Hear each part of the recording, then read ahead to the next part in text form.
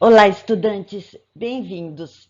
Eu sou a professora Arlete, do curso de Ciências Sociais, e nesta videoaula da disciplina História Econômica, Política e Social, vou abordar o conceito e o movimento de panamericanismo.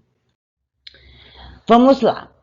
O panamericanismo foi um movimento e uma doutrina que surgiu no início do século XIX e possui duas acepções, o bolivarismo e o monroísmo. O bolivarismo vem de Simão Bolívar. Simão Bolívar foi um grande libertador e revolucionário que idealizava que todos os países que estavam sob o domínio da colonização espanhola se libertassem e posteriormente se unissem, se transformando numa grande nação. Já o monroísmo é uma vertente norte-americana que vem de James Monroe, presidente dos Estados Unidos, que fundamenta-se no predomínio dos Estados Unidos em relação aos outros países americanos, no caso, independentes da colonização espanhola. Vou iniciar a abordagem do panamericanismo pelo viés do bolivarismo. Simão Bolívar, em 1815, redigiu um documento em que preconizava a emancipação de todos os países sob o domínio da colonização espanhola e, a partir dessa emancipação, esses países se tornassem uma só potência, um continente unido com base solidária e de igualdade social e independência. Porém, esse movimento, esse primeiro movimento fracassou porque tanto a Inglaterra como os Estados Unidos não concordaram com essa formação de união dos países da América Latina, pois temiam que eles poderiam ser um grande concorrente e ameaça ao território deles. Mesmo que o primeiro passo idealizado e concretizado por Simão Bolívar em 1815 não tenha dado os frutos que ele pretendia, isso não o desmotivou de continuar sua luta pela libertação dos países da América Latina que estavam sob o domínio da colonização espanhola.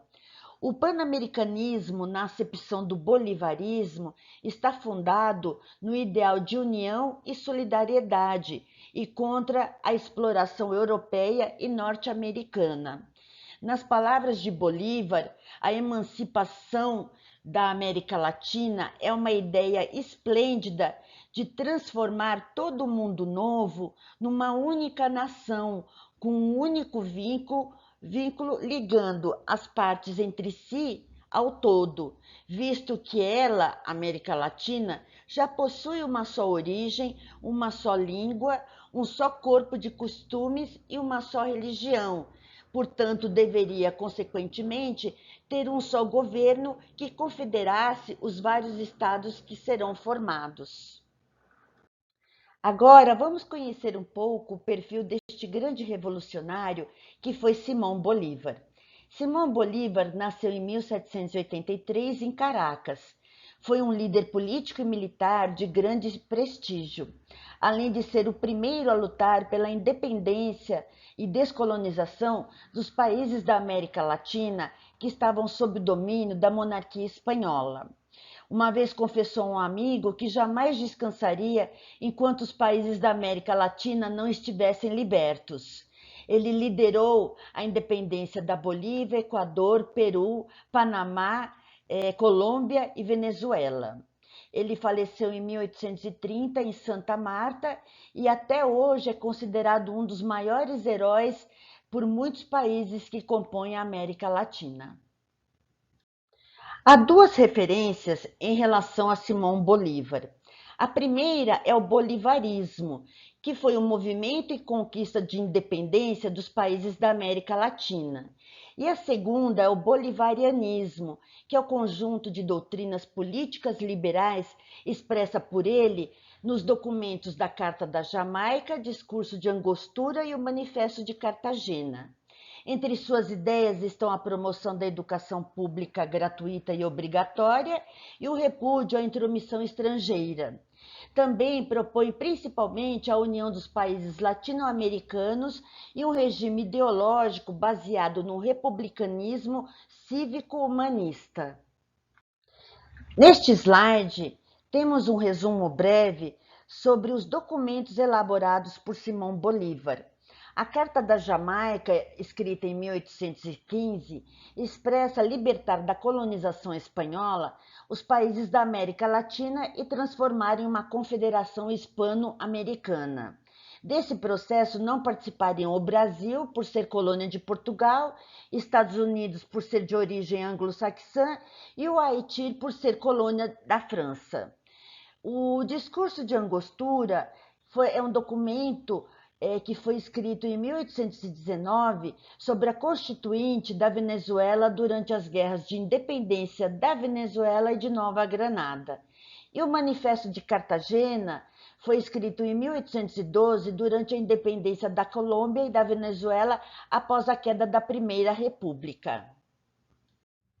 Vou abordar agora a expressão do panamericanismo na visão norte-americana, o monroísmo.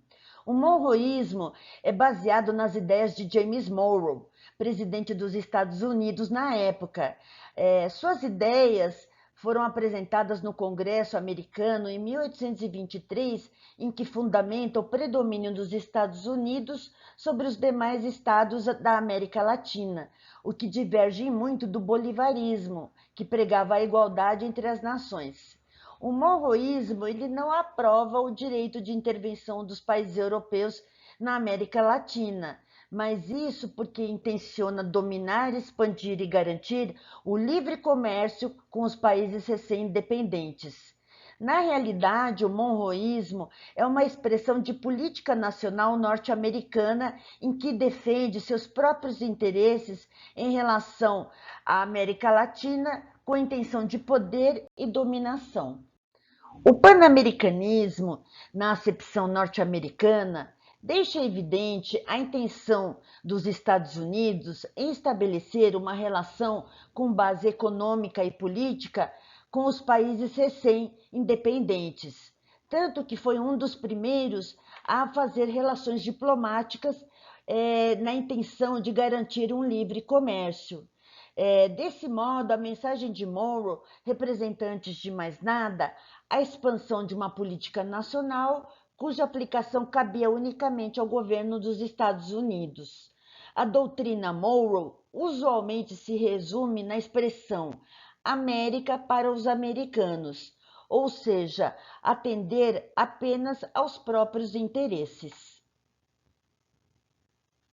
Bom, chegamos ao final da nossa videoaula e espero que vocês tenham gostado.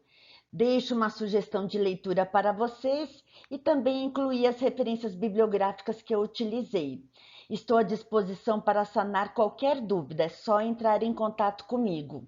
Um grande abraço para todos e todas e até breve. Tchau!